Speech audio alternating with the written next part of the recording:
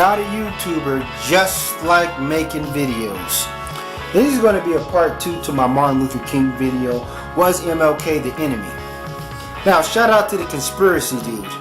It so happens that the conspiracy dude released an MLK video, published the MLK video the same day I published mine. And his video was more of an anti-MLK, while mine was more on the pro side. I wanted to say my video was just 100% pro MLK. So he thought my video was in response to his video, but it wasn't. Hence, when I make a response, or when I want to attack somebody's points, I always mention the person, Tommy Sotomayor, Painless Risen, and so forth. I mention what video I'm responding to and who I'm responding to and so forth. I never just come out with a video just on a slide tip, and so forth. But, what a coincidence that we both released a MLK video the same day with opposing views. You know what I'm saying? Man, that's the cosmos working right there. Because I swear, you can look at my tray. Anybody who knows my repertoire, when I want to debate something or make a video response to something, I always mention what I'm responding to, who I'm responding to. I just don't just go off shit on the fly. But that's interesting. But listening to the conspiracy dude's presentation, I'm not completely opposed to his views. I don't exactly agree with the things that he said, but I understand where he's getting at, because I used to have that same sort of mind state.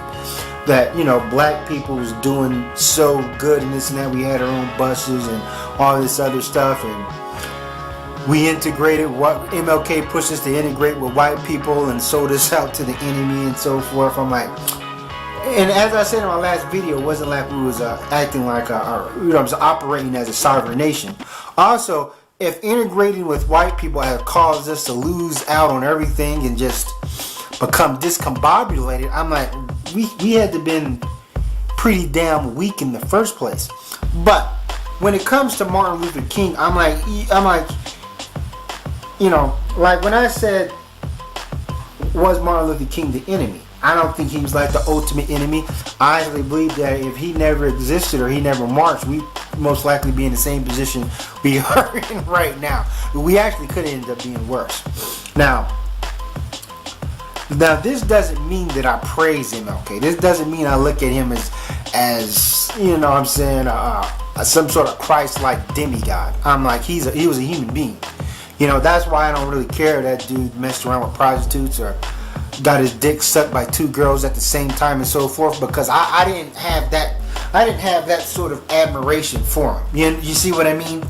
I'm like, he was just a good speaker, and he did put his life on the line. And for all the people who said that, MLK, was in cahoots with the white power structure. I'm like, why did they kill him? Also, these MLK distractors seem to ignore that all the MLK radicals speak. About him saying that he's fearing that he's integrating black people in a burning house, his anti-war views, and how he talked about the government and how they're mismanaged money and so forth. So I can understand that people think that just because white people liked it MLK, that we need to be very cautious of them because white people are, our ultimate enemy and so forth. But there was also a lot of racist white people that hated MLK, that couldn't stand MLK and so forth. And also, white people never graft or never cling on to his more of his radical speak. You can go on YouTube and look at some of his speeches. Then white people cherry pick Martin Luther King's words. So there's stuff that MLK does that may be too black for them and that they shy away from. So I'm like, how do you explain, some of these other Martin Luther, his more unpopular speeches and so forth. But what I want to get out of MLK was civil rights. I don't care about sitting right next to a white person and sharing a banana split at Woolworth or whatever the fuck. It's about civil rights. Hence, even if I build my own black business and I only want to deal with black people and say, hey man, I ain't gonna employ no fucking white people, I ain't dealing with no damn crackers or whatever. I'm like, I still need protection. You know what I mean? What's stopping the Ku Klux Klan or whatever rioting and burning down my business? I need rights. You see what I'm saying? It's not about if I want to interact with white people and become buddy with them. It's about civil rights, and that's what I got out of it. You see what I mean? Like, people may say, why would you, if someone was bullying you around, why would you want to integrate and become friends with that bully? Once again, I'm like, if somebody's, imagine being bullied by somebody, and you know what I'm saying, you knock them the fuck out, or you take a gun and you blow their brains out, and then you going to jail for it. You know what I'm saying? They're prosecuting you for cold-blooded murder.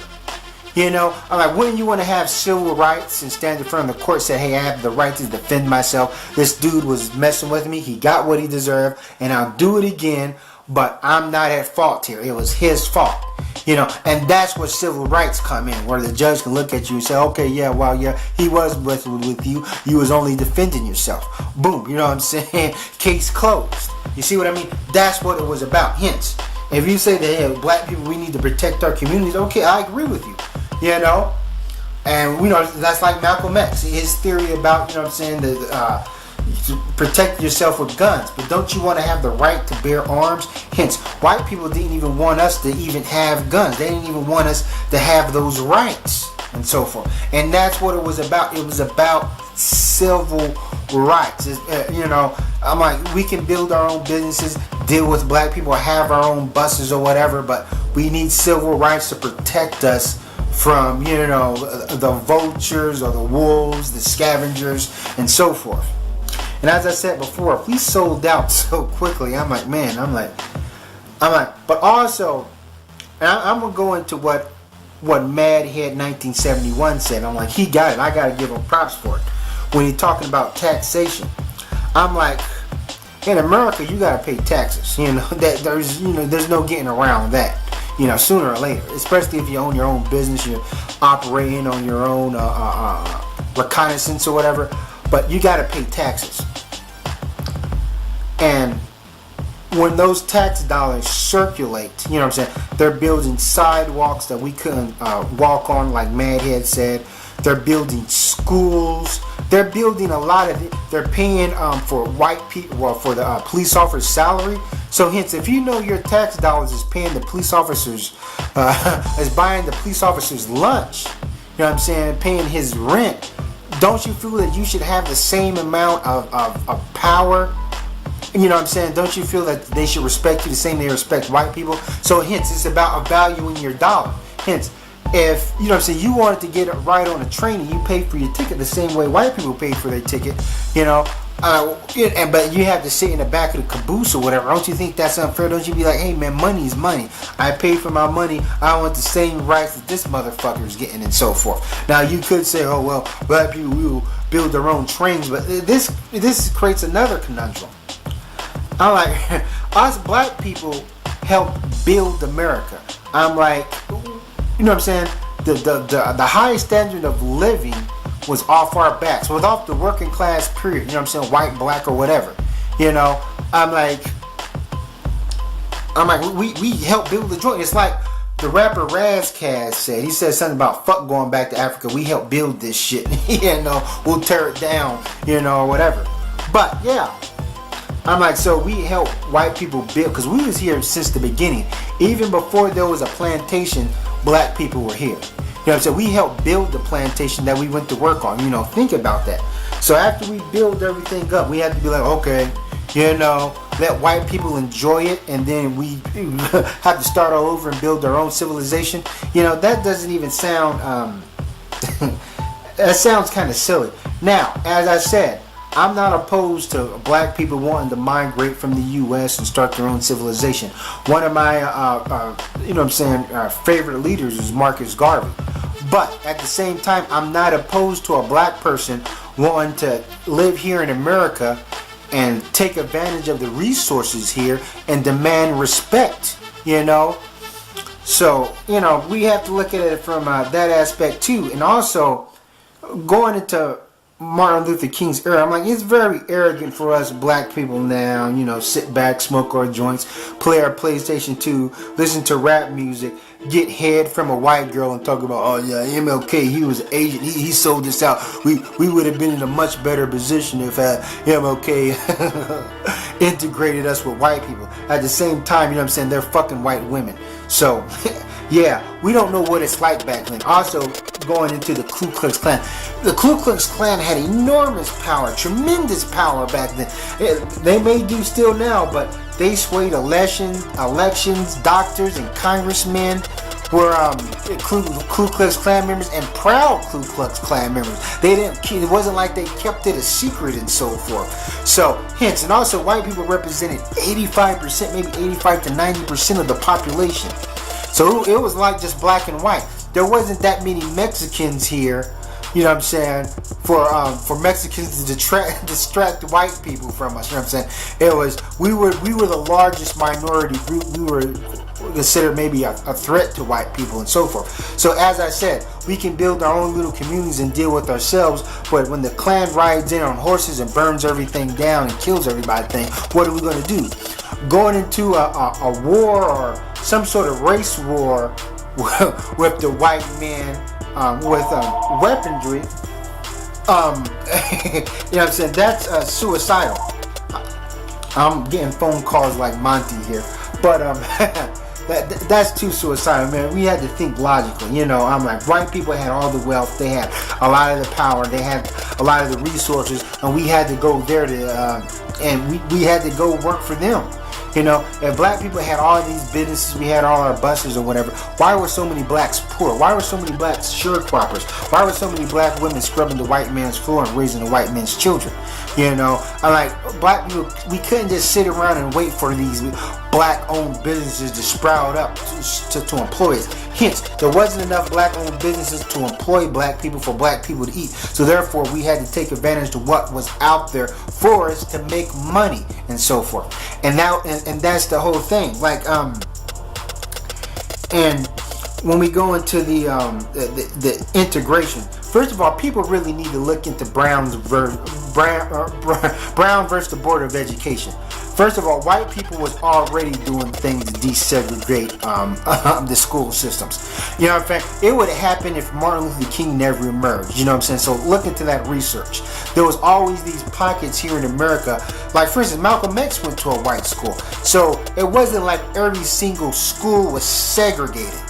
And it wasn't even like that every single neighborhood had conflicts with white and black people, like the black people over here would constantly at each other's throats and so forth. But what would happen is, like, you have Klan members come into town and certain white people come into town and try to stir shit up.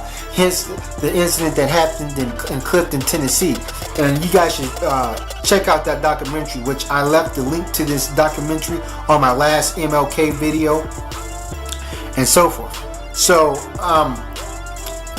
we have to look at it from all aspects. We can't just have this dumbed down view of Martin Luther King integrated us with the enemy and we would have had our own space program and spaceships if he didn't have done that to us. I'm like, if you do feel that Martin Luther King was the ultimate enemy, you need to go into more elaboration, because to think that black people was living in some sort of utopian empire, I'm like, you're living in a fantasy. You're believing in fairy tales, I'm